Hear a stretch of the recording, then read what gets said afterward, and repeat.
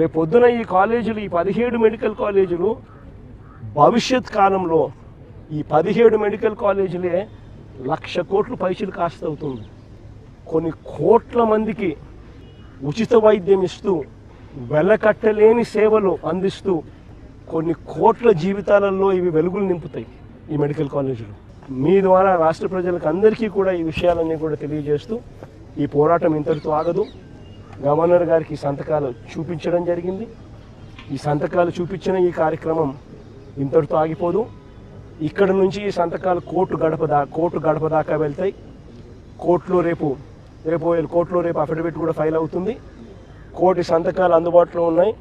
మీరు ఎప్పుడు చెప్తే అప్పుడు ఆ సంతకాలన్నీ కూడా మీ కోర్టు ముందుకు వచ్చి పెరేడ్ అవుతాయి అని కూడా చెబుతూ, కోర్టులో కూడా ఈ కోర్టు సంతకాలు మీద కోర్టు ద్వారాలు కూడా రేపు లాక్ చేస్తాం. చేసిన తర్వాత ప్రతి ప్రయత్నము జరుగుతుంది చంద్రబాబు నాయుడు గారిని ఈ విషయంలో అడ్డుకునేదానికి. మిమ్మల్ని మీ ద్వారా ప్రజలందరినీ కూడా కోరుకునేది ఏమిటంటే, ఇంత చేసినా చంద్రబాబు నాయుడు గారి చర్మం మందం కాబట్టి చంద్రబాబు నాయుడు అనే వ్యక్తి మారకపోవచ్చు. కాబట్టి మీరంతా కూడా ఇంకా కలిసి రావాలి. ఈ జరుగుతూ ఉన్న ఈ అన్యాయాలను మనం అంతా కలిసి గట్టిగా అడ్డుకోవాలి. ఎందుకంటే ఈరోజు ఇది అడ్డుకోకపోతే రేపొద్దున మీ పిల్లల జీవితాలకు, రేపొద్దున మీ పిల్లల ఆరోగ్యానికి ఏదైనా సంబంధించి ఏదన్నా వైద్యం చేయించాల్సి వస్తే ఉచితంగా చేసే పరిస్థితి పోయి 4 లక్షలు, 5 లక్షలు, 10 లక్షలు ఒక్కొక్కడు కట్టుకోవాల్సిన పరిస్థితి లేకపోతారు. కాబట్టి ఖచ్చితంగా అందరం కలిసి గట్టిగా దీన్ని తీసుకొని అడ్డుకునే కార్యక్రమం ఖచ్చితంగా చేయాలి. గవర్నర్ గారికి అయినా కూడా మనసున్న మానవత్వం ఉన్న ఏ మనిషికైనా కూడా చంద్రబాబు నాయుడు చేస్తూ ఉండేది తప్పు అని చెప్పి ఎవరికైనా తెలుస్తుంది, ఎవరికైనా అర్థమవుతుంది. ఎందుకనంటే ఇది తప్పు కాబట్టి. పేదవాళ్లకు అదే గవర్నర్ గారి ఇంట్లో పనిచేస్తూ ఉన్న వాళ్ళందరికీ రేపు పొద్దున హాస్పిటల్కి పోవాల్సి వస్తే ఆ మెడికల్ కాలేజ్ కానీ అందుబాటులో కూడా ఉంటే ఉచితంగా ట్రీట్మెంట్ ఇచ్చి పంపిస్తారు. ఆ మెడికల్ కాలేజ్ ప్రైవేట్ ఎక్కే కార్యక్రమం చేస్తాము.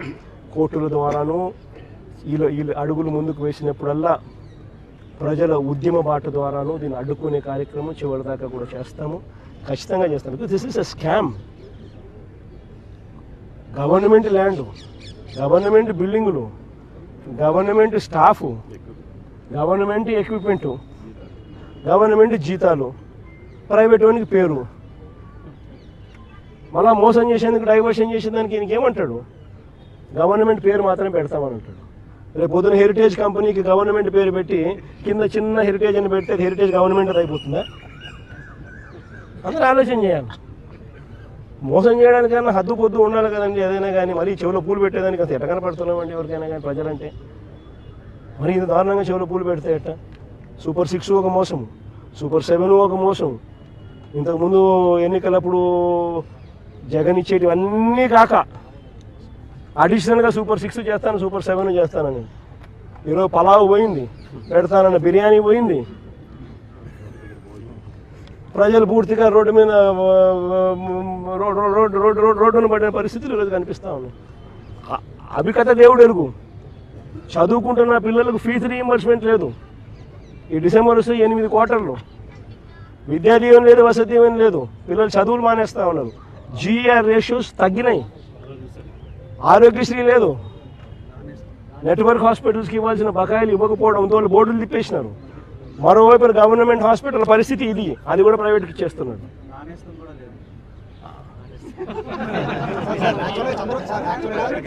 చంద్రబాబు గారు మాట్లాడినారు సార్. 500 కోట్లతో రిషికొండ ప్యాలెస్ కట్టారు, దాంతో 2 మెడికల్ కాలేజ్ కట్టారు చంద్రబాబు గారు ఆరోపణ చేస్తారు.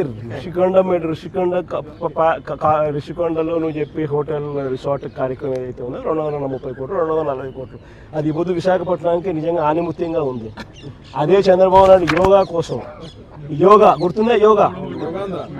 యోగా అనేది గుర్తుందా? ఒక్కరోజు ప్రోగ్రామ్ యోగాకు ఖర్చు పెట్టిందంటే 330 కోట్లు. 330 కోట్లు, కనీసం నేనన్నా 240 కోట్లు పెట్టి బ్రహ్మాండమైన బిల్డింగ్ కట్టి విశాఖపట్నానికి తలమానికంగా ఉంది ఆ బిల్డింగ్. ఈ పొద్దు కూడా పోయినాను అనుకో, ఆ బిల్డింగ్లోకి ఎవరైనా పోయి చూస్తే విశాఖపట్నం అంతా పోయిన టూరిస్ట్ ప్లేస్ కింద అది కనపడుతుంది. అటు పెద్ద పెద్ద వాళ్ళందరూ దాంట్లో వచ్చి నేను ఇప్పుడు గవర్నర్ గారు పోయినారు అనుకో, లేదా మోడీ గారు వచ్చినారు అనుకో, లేకపోతే పుతిన్ వచ్చినాడు అనుకో, లేదా రష్యన్ ప్రెసిడెంట్ పుతిన్ వచ్చినాడు అనుకో, ఎక్కడ పెడతారు? బ్రహ్మాండమైన రాజభవనం లాంటి బిల్డింగ్ అది. 230 కోట్లతో కట్టినందుకు మాన్యుమెంట్ అక్కడ తయారైంది. వేరే ఇక్కడ ఒకరోజు యోగా, ఒకరోజు 330 కోట్లు, 330 కోట్లు ఆవిరి. అరే నువ్వు నీ కుటుంబం ఉండటానికి ఋషికొండని బోడికొండ చేసి ప్యాలెస్ కట్టుకున్నావు. 3 బ్లాక్లేమో నీ కుటుంబం కోసం, మిగతా కార్యాలయం కోసం. చాలా స్పష్టంగా ఇక్కడికి వచ్చి పరిపాలన చేస్తానని చెప్పావు. 463 కోట్లు ఖర్చు పెట్టావు. బుద్ధి జ్ఞానం లేకుండా నిన్న 260 కోట్లు 230 కోట్లు అని అబద్ధాలు ఆడుతున్నావు. ఏం నువ్వు మాట్లాడే మాటలకి? యోగా ప్రపంచానికి అందించింది మన దేశం, మన సంస్కృతి.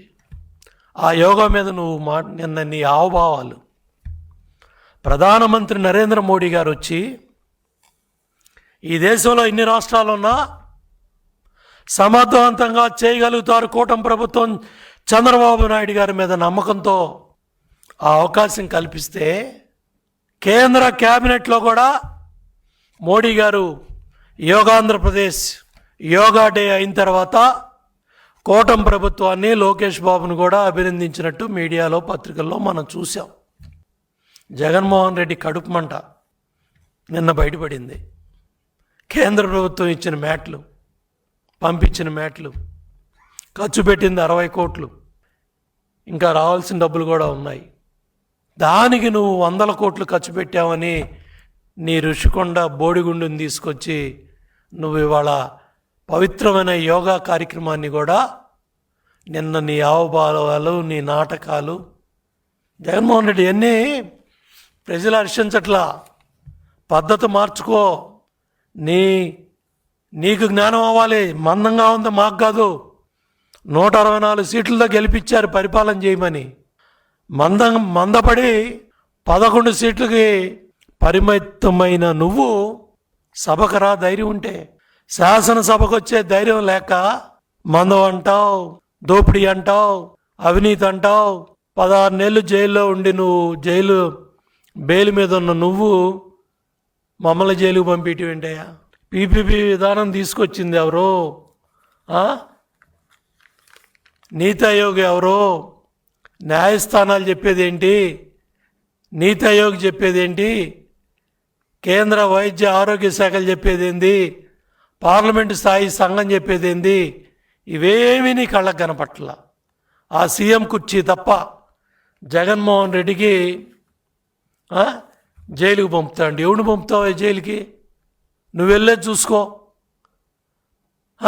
సిబిఐ ఈడీ కేసుల్లో 23 కేసుల్లో ముద్దాయిగా ఉండి మొన్న కోర్టు ముట్టికాయలు వేస్తే మొన్న కోర్టుకు వెళ్ళొచ్చి దానికి కూడా మళ్ళీ ఆర్భాటాలు, నిన్న లోక్ భవన్కి వెళ్ళటానికి కూడా ఆర్భాటాలు, జిందాబాదులు, బైకులు స్కూటర్లు వేసుకొని జిందాబాదులు కొట్టించుకునే హీన స్థాయికి దిగజారావంటే లోక్ భవన్ ముందు. అంటే జగన్మోహన్ రెడ్డి మైండ్ సెట్ ఎలా ఉంది, నీ మానసిక పరిస్థితి ఎలా ఉందో అర్థం చేసుకో జగన్మోహన్ రెడ్డి. ఇవాళ ఏదో చంద్రబాబు నాయుడు గారిని తిడితేనో, లేకపోతే తెలుగుదేశం పార్టీని కూటమిని తిడితేనో నువ్వు అధికారంలోకి వస్తావు అనేది భ్రమ. నువ్వు చేసిన అవినీతి వల్ల, నువ్వు దోచుకున్న 1000 కోట్ల దోపిడీ వల్ల నీ దగ్గర పనిచేసిన శాసనసభ్యులు, నీ దగ్గర పనిచేసిన మంత్రులు, నీ దగ్గర పనిచేసిన ఐఏఎస్ అధికారులు, నీ దగ్గర పనిచేసిన ఐపీఎస్ అధికారులు జైళ్ళు కటకటాలు లెక్క పెడతా ఉన్నారు, ఓసలు లెక్క పెడతా ఉన్నారు. జైలు కూడు కాదు, బయటికి పంపించండి, జైళ్ళు మార్చమని ప్రాధేయపడతా ఉన్నారు. అర్థం చేసుకో. నీ పాపాల చిట్ట, నువ్వు చేసిన దుర్మార్గాలు అవన్నీ కూడా వెంటాడుతూ ఉన్నాయి. స్వామి పరకామణి ఒక పవిత్రమైన కార్యక్రమం. అక్కడ జరిగిన దొంగతనాన్ని కూడా చిన్న కేసు, చిన్నది. అంటే నీ మైండ్ సెట్ కానీ దేవాలయాల మీద నీకున్న ఆలోచన విధానం కానీ నీ జ్ఞానం కానీ బయటపెట్టింది. 14 కోట్లు కట్టించాయంట. నువ్వేందే కట్టించేది? కక్కిస్తారు. స్వామి అన్నీ కక్కిస్తాడు. వెంకటేశ్వర స్వామితో పెట్టుకుంది ఏది ఆగదు. 7 కొండల 2 కొండల అనే పిచ్చి మాటలు మాట్లాడారు. పరకామణి చిన్నదన్నారు. ఇటువంటి పిచ్చి మాటలు ఏవి ప్రజలన్నీ లెక్క పెడతా ఉన్నారు. ప్రజలన్నీ చూస్తూ ఉన్నారు. 1,43,00,000 కుటుంబాలకు ఇచ్చే పవిత్రమైన కార్యక్రమాలకు 6,000 కోట్లు ఖర్చు పెడితే పేదవాళ్ళ వైద్యానికి దాని మీద కూడా నిన్న అబద్ధాలు అసత్యాలు మాట్లాడావు.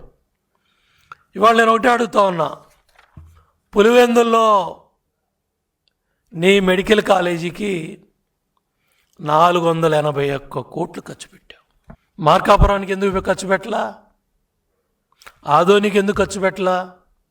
గిరిజనులు తండాలు పాడేరుకి ఎందుకు ఖర్చు పెట్టలా?